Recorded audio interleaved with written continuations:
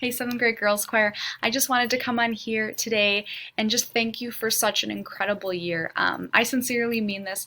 This seventh grade girls choir has been so incredibly fun to work with.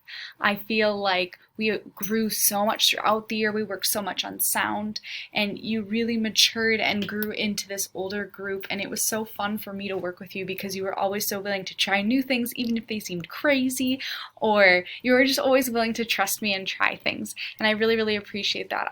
I've loved making music with you throughout this year, and I feel really sad that we didn't get to finish the year the way we would have wanted to, but it's been great to hear you sing and have those recordings. And I know it's not the same, probably doesn't feel the same to you, but it was nice to hear a little bit of your singing. So just a reminder that even though the school year's done, I'm still here for you if you need me. This whole time feels kind of confusing and weird, and I know that sometimes I can feel lonely too, so I'm sure maybe you feel the same way. So if you need to reach out, I'm always here. You can always email me if you need anything, because I will be here for you, and I look forward to seeing you guys all next year and getting to see your faces in person and getting to work with lots of you again. So I just want to thank you for such a great year. I feel like such a lucky teacher to get to work with you guys.